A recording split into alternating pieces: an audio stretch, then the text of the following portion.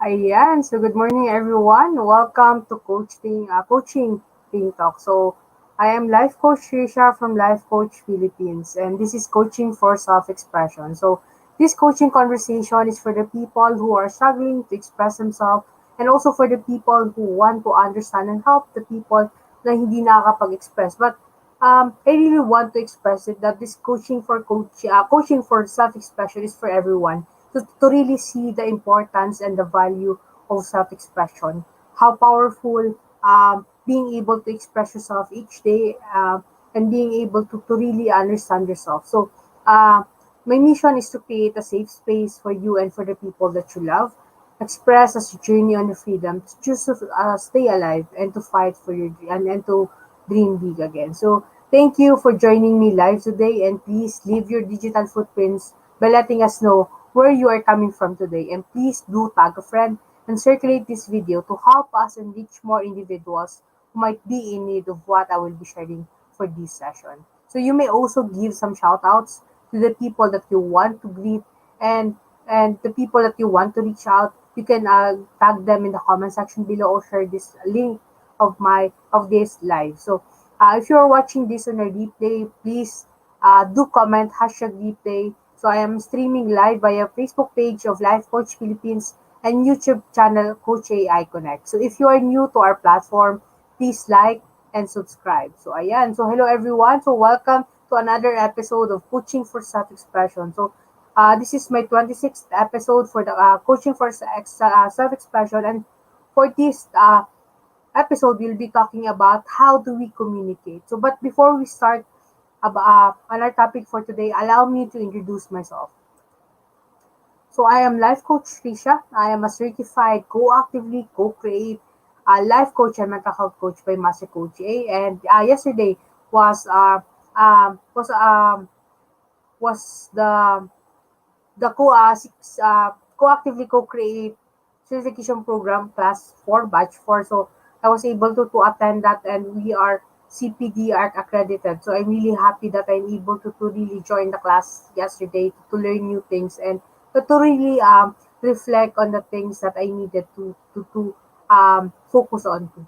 And I'm also one of the scholar of Master Coach A tribe speakers during the uh, we started last I think the second quarter of this year, and the Crochet Tribe Speaker is a public speaking class where we journey for more than 20 weeks, and I've learned and discovered that public speaking is a great way for me to express myself.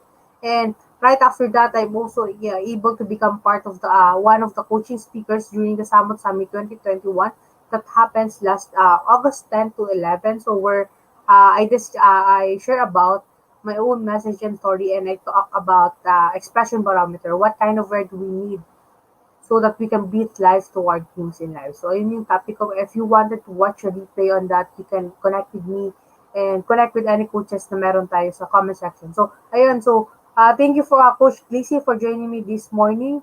And yun. So, I am also a Master Builder Apprentice of Master Coach A.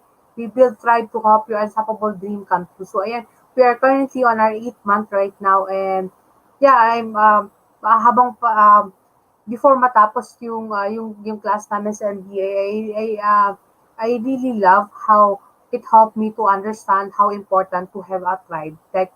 Like I'm also creating my own community, but having a tribe that will support you and to really help to that will really empower you to really express yourself or to really do a lot of things. It's really been helpful for me to really have that kind of drive. So I'm also the founder and creator of Express the Dream Big Again coaching community. So my mission is to create a safe space for you and for the people that you love. So express us your journey on the freedom to choose to stay alive and to dream big again. So um, this community consists of different activities that can help you to express yourself. So um, by this Wednesday, I will be having my first Facebook Live segment on how do you express yourself. So I'll be having that every Wednesday at 8 p.m. So I'll be having different guests each week that they will share on how do they express themselves. I really find this important activity inside my community because uh, there's a lot of way on how we can express ourselves, but sometimes hindi natin sila ma-recognize. So, it's really important to really hear someone din na ito yung way ng pag-express nila. Because sometimes when we are able to hear someone na ito yung way ng pag-express nila, we also able to recognize na maybe etong way ko din ng etong way na ginagawa ko is a way of expressing myself. Like it's a really it's a really good start of being more aware on ano pa yung mga way mo para mas ma-express yung sarili mo. So that you can also really be empowered na ma-express talaga yung sarili mo. And to really discover new ways kung paano mo ma-express yung sarili mo. And ayan. And I've also, for the meantime, I've got also different activities. Every Monday, I talk about vocabulary of self-expression where I post about more new words that can help you to really identify, to recognize, or to describe the certain emotions, the certain experience that you are encountering. So, sometimes we don't really express ourselves because hindi natin alam kung ano yung tamang word, the exact word, or ano ba yung tawag doon sa certain emotion na yun or sa certain experience na yun. And every Tuesday, I talk about Choose You Day. So it's really important to become more aware or to really empower that or to become intentionally on choosing on the things na that you are choosing for yourself. Like, ano ba yung mga binibili mo para sa sarili mo that really helps you to express yourself, to really express gratitude for yourself, to really recognize your achievements. So, ayan. So, and every Wednesday, when we talk about celebrating, we also talk about wins day. I mean, we talk about how do you celebrate your wins because being able to really recognize the things that you achieve really help you to express yourself and it really helps you to become more grateful about yourself and the people around you, to become more grateful about the people around you. And every Thursday we talk about goals and we talk about goals and the things that we want to achieve, the dreams that we want. So we talk about how do you set your goals and how do you celebrate when you are able to achieve your goals. It's really important to have a kind of space that who is who helps you to talk about your dreams because the more sometimes the more we talk about it, the more napapakinggan natin yung sarili natin, the more we recognize na tinatype natin yung mga dreams natin, it really help us na mas ma-acknowledge siya na eto, pangarap ko to, kaya ako siya gagawin. And these are the steps that I really want to do para ma-achieve ko yung dreams niya. And every Friday naman, we talk about Freedom Day. So, what are the things that you want to be free from and ano ba yung mga pwede mong gawin? Ay, what you can identify, ano ba yung mga bagay that you really want to be free from so that you can really to really express yourself. So being able to express yourself, one of the biggest benefit para sa akin ng being able to express myself is freedom. So to really have that kind of freedom na hindi ko makukuha sa ibang bagay, hindi ko din makukuha sa ibang tao, but a freedom for myself. So, ayun siya. So, every Saturday naman we talk about emotion. So, it's really important to talk about emotion because when we are able to recognize and to really understand our emotion, it can really help us to express ourselves. And as we understand our own emotion, we also understand that we needed to give time to the people in our space to understand also, to understand us. Ayan, and every Sunday, we talk about more on how we can express ourselves.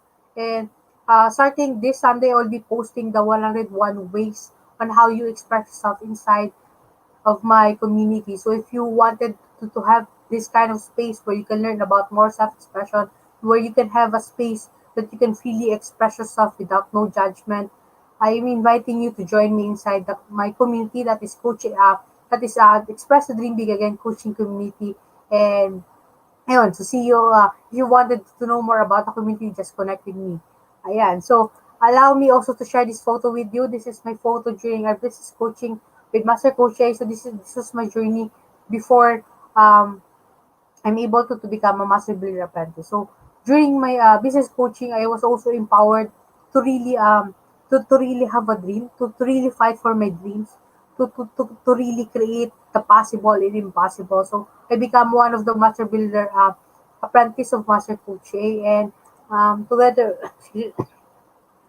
I'm journeying with these people, and it's been they've been the people who support me to really express myself in the present state and to really keep fighting for my mission because there's a lot of people that needed our help. So yeah, Hello, Coach Tin. Thank you for joining me this morning. And we've got also Miss Joy. Thank you for joining me po this morning. And we've got Coach Lady Jen. Thank you for joining me po this morning.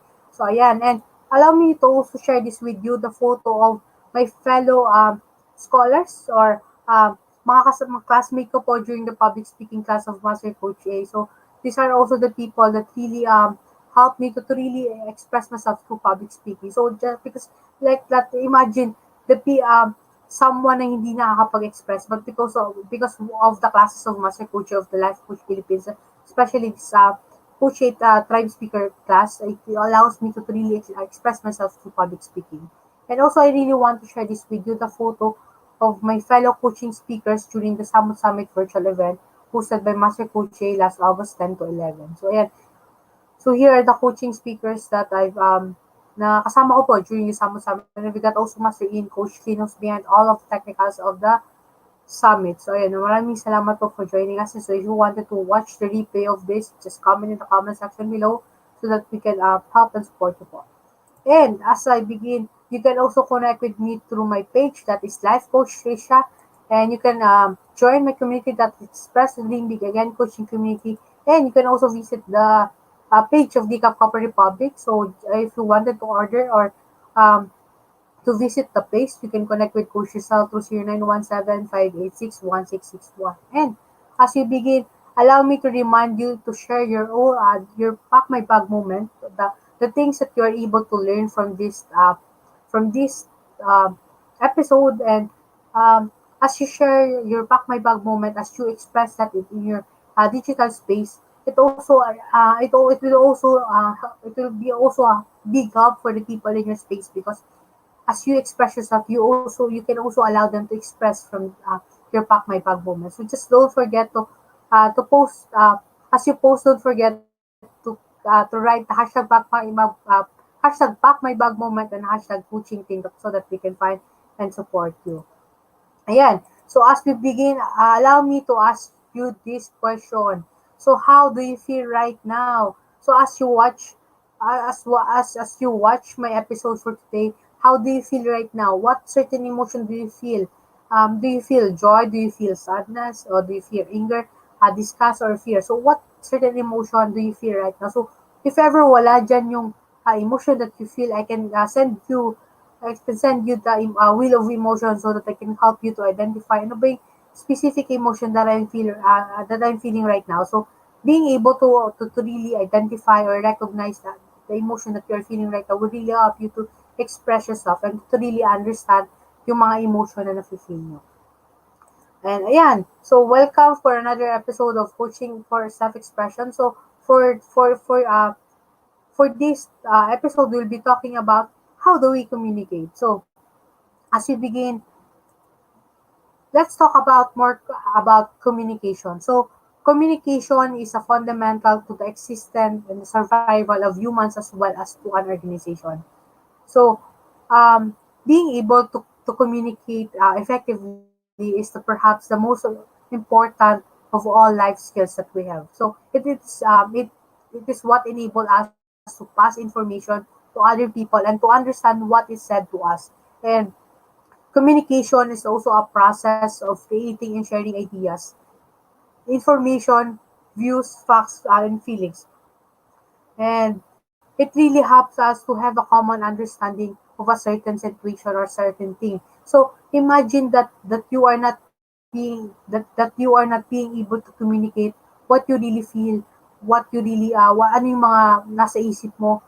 Can you imagine someone like that? Or if you uh, if you know someone na hindi nakakapag-express or hindi nila nagko-communicate, imagine how do they struggle in allowing other people to understand them. Like, but it will also begin in paano nila maiintindihan yung sarili nila. Because maybe we can understand ourselves through our mind, but mahirap siyang maintindihan yung sarili natin once na hindi natin siya naririnig sa sariling boses natin. Kung ano ba talaga yung nafe-feel natin na nako-communicate. That we don't have someone to really communicate the things that we feel, the things that we thought, and the things that we want and need. So it's really important that we communicate. So we communicate for sa napakaraming rason. Like we have got different reason on why we communicate. So we use communication to share information, comment, ask questions, so express wants and needs to develop social relationships. So for you, ano ba yung communication po para sa iyo? So we've got Coach Lacey, we've got Coach Teen, we've got also Coach Al, and we've got also Miss Joy and Coach Lady Jen. So ano ba yung communication po para sa inyo? And how do you communicate? So allow me to share this photo with you. So uh, for today, how do we communicate today po? So now we have cell phones, email, social networks, blogs, video calls, and online chat are the most commonly ways people use to communicate with those who are both far and close to us. So if you can see here, we've got a sign of a Wi-Fi here. We've got tablet. We've got also meron tayong logo ng email dyan. We've got the the the play button. So we've got different way on how we communicate ourselves today. But how do you communicate each day? Ayan. So, allow me to share this another photo with you. So, ayan. So, this is another photo where you can see the different ways on how you communicate today. We've got through messaging, downloading, like we've got different we've got the internet. So, here are the different way of we communicate today. And allow me to share this another photo with you. Ayan. So, ang nakikita ko sa photo na to is they communicate like, ang communication yan is like a puzzle. Like, na binubuo siya ng different variety of on how we communicate ourselves. We've got video call, we've got the messaging, the email, through writing. So, it's a combination on how you communicate. How do they communicate each day?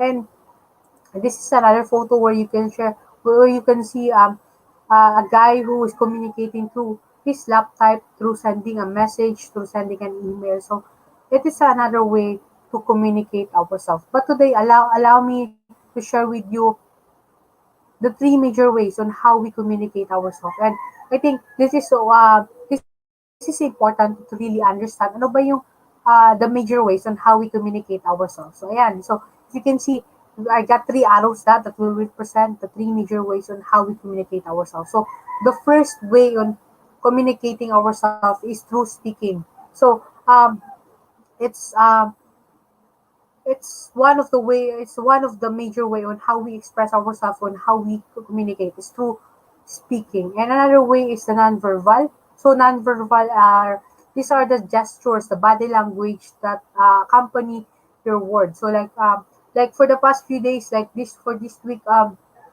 really struggle kasi nawalan ako ng boses. Like this was the first time that I really lost my voice for how many days. Tapos like ang hirap niya, like, hindi, there's time na hindi ko walang marinig na boses sa akin. So, I really need to really use my body language or to really use hand sign, facial expression so that I can really express to really communicate to ano ba yung mga kailangan ko, what I'm trying to say. So, yeah, I mean, this is one of the major way because it really help a lot of people to really communicate. So, ayan, and uh, the last and the third major way in how we communicate is through writing. So communication can also take place via writings or through written word. And I want to share with you with this yung speaking. We've got two components of speaking communication.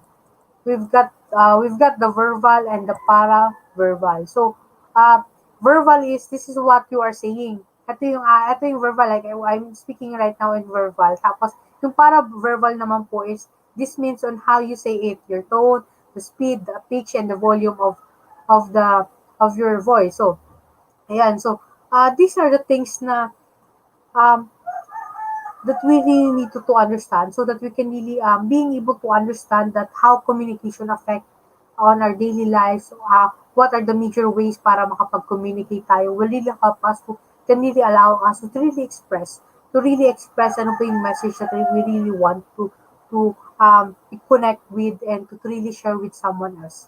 Because being able to like these three things, the three major ways, can be also your way of expressing yourself, and it can really help you to really understand, ito pala yung bagay that can really, ito yung mga bagay, ito yung mga bagay that can really help you to really express yourself. So, ito siya. So, it's really important to understand more about this. Ayan, and as you understand the three ways of communication, or the three major ways on how you communicate, let me also share with you what are the common barriers of communication. Ano ba yung mga barriers natin in communicating each day? Ayan, so I've got here the common barriers of communication. We've got language, the culture, and the location. So if we have the three major ways on how we communicate, we've got the speaking, nonverbal, and through writing, we've got also the three common barriers of communication, which is language, culture, and location. So share your thoughts in the comment section below. Um, what what ano yung ano yung what is the reason behind of these barriers kung bakit they really they become the common barriers of communication. Like, so ano yung reason niya behind of it? So, as share with you about this, so allow me to share this with you. Um, the language, the language barrier become one of the common barriers because we've got different languages, and sometimes may same language tayo but different dialect siya. So one of the biggest barriers to writing and speaking communication is language. And being able to really understand this, let me share this with you that during the certification last 2019, my certification in life coaching, um, I created a vision board where I travel. And I think hindi ko na maalala yung exact question or exact word dun sa question na yon. But the question like is, what makes you love, ano yung gusto mo about traveling? So, ang sagot ko noon, I want to understand the different languages, different languages of each places so that I can really help them to communicate and to really understand one another. Like, I don't have any idea of self-expression at that time. I don't really it's just connected on my mission right now that I really want to to really journey in self-expression and to really understand how do we communicate and ano ba yung mga reasons or barriers we have in communicating each day. And and this might be a barrier right now, but allow me to really to share with you one of a few, I mean one of a way that we can reduce the impact of this barrier. So um if we cannot communicate because we've got different languages, we can use pictures, we can use photos. Pictures speak 1,000 of words that can communicate across languages. So it really helps us to really communicate through photos. Uh, when we are trying to travel to a new territory, to a new place, and we cannot really, when we are asking a question and hindi naiintindihan, we can show them photos of things that we are trying to say. Because yeah, photos allows us to really express and to really communicate 1,000 of words. And it can really help us to really express ano ba yung gusto nating sabihin. So hello Coach Rizal, good morning po. Thank you for joining me this morning. So ayan.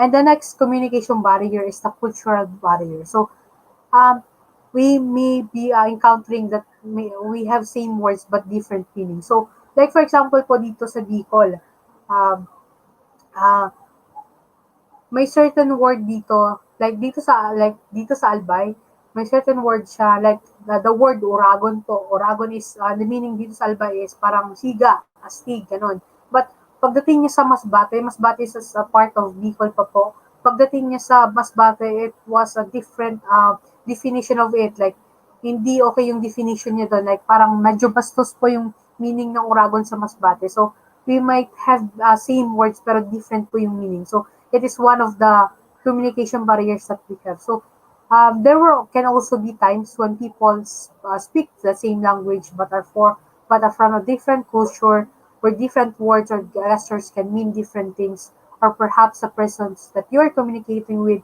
is from a different class from you or has a very different lifestyle, all of these things can hinder your ability to get your message across effectively. So if you have the opportunity to prepare or find out as much as that you can about the other person's culture and background and how it differs from yours, try to identify the possible areas of misunderstanding and how to prevent or resolve those problems. So before you are visiting or communicating to someone, if you've got a time to prepare to really to really research, to do some research about their culture. It's really important so that we can it can be lessen the the impact of this barrier. So ayan. So these are the few cultural barriers that we have. And the next one is the location. So we've got differences in time and places, and we've got different time zones. So the last barrier that we will look at this is location, definable by time and place. This barrier occurs when the people are in different time zone or different places. So another thing to watch out uh, for this barrier is the rush communication. The pressure of time that can cause either party to make assumptions and leaps of faith. Always make sure that you communicate as clearly as possible and ask for feedback. The listening and the questioning skills that you will learn is in this being able to learn about this barrier will really help you to really communicate. Like for example, like right now I've been communicating with different people, and we've got different time zone, we've got different places, and sometimes hindi siya time zone on it depends on how the people will use this kind of social media app so that they can respond with you. So this is one of the things, one of the barrier that we need to really learn to and to really recognize that we've got this kind of barrier, and what are the things that we can do so that we can really lessen the impact of this barrier. And allow me to share this one way for you to really that can really help you to communicate with one another. So, ayan.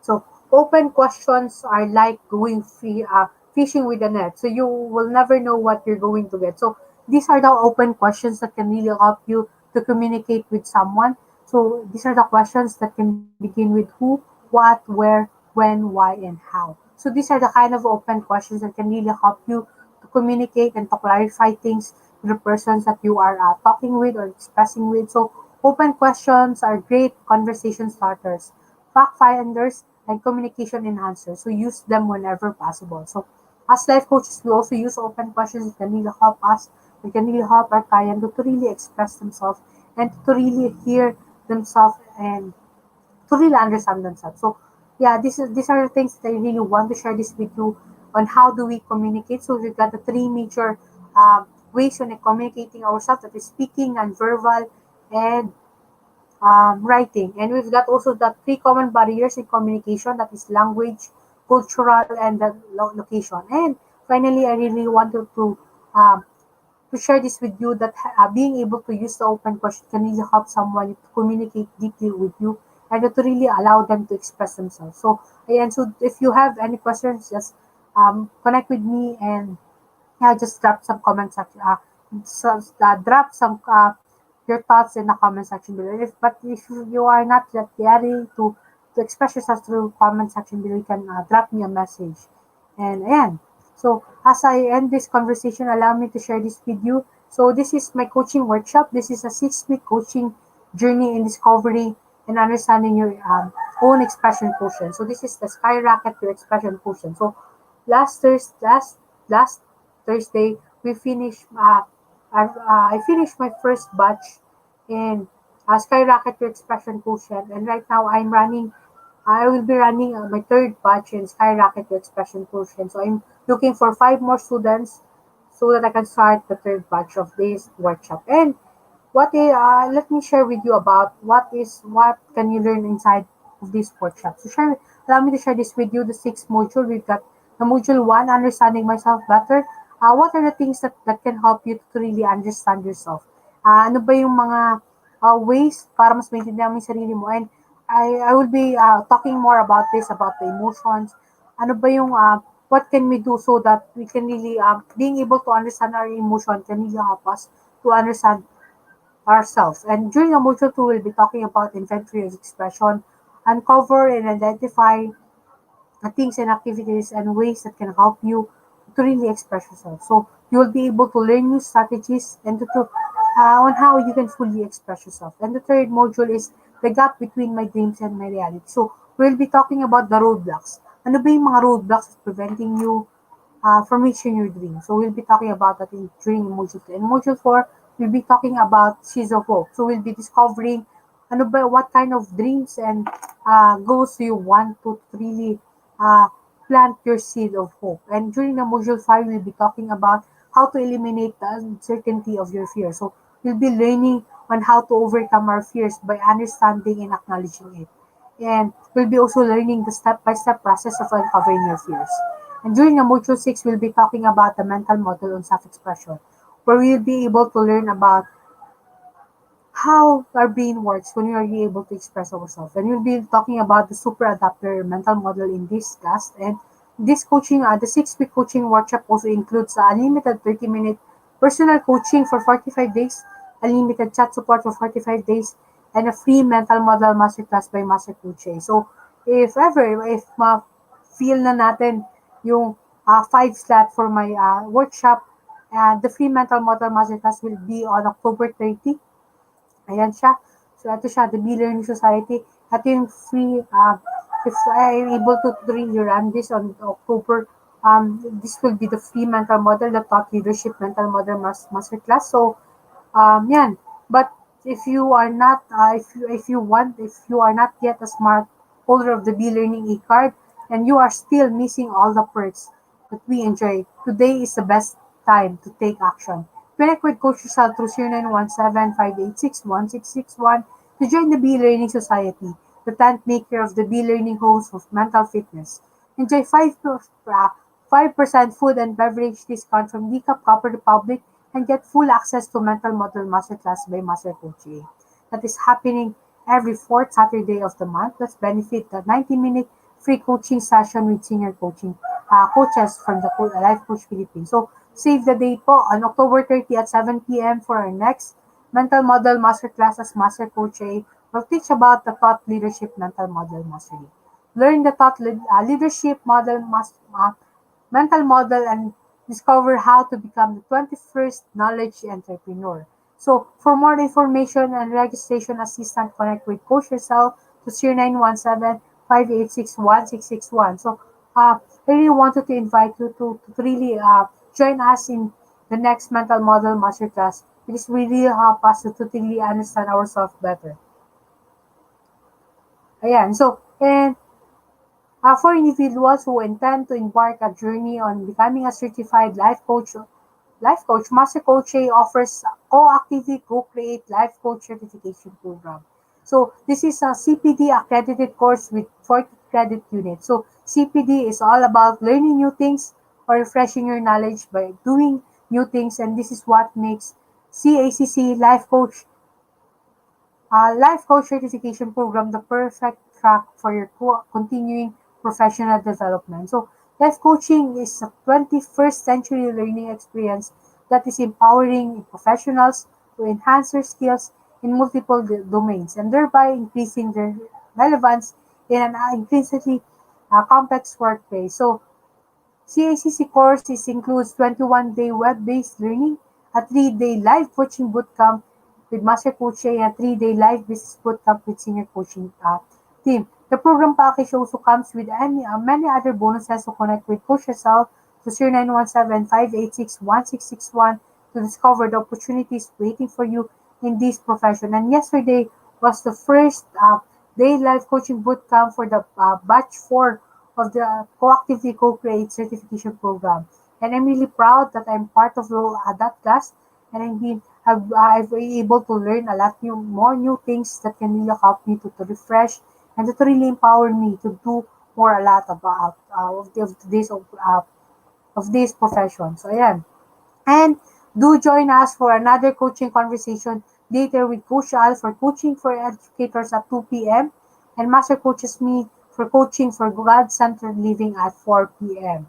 So, yeah. So, let's join Coach Al at 2 p.m. and Master Coaches me naman at 4 p.m. And also allow me to share this with the photo with you. So, this is um, the fellow coaches who are serving here in the platform of coaching for Team Talk. So here are the coaches. So yeah. So if you have any question, let me know how I can help you. You can connect with me through my email that is triciacarino@gmail.com, my Facebook that is Tricia Carino, or my phone number that is 0927-997-3015. So once again, this is Life Coach Tricia from Life Coach Philippines for Coaching Team Talk. Coaches like us think and talk like this. This is us in the Philippines. Love, bomb, boom.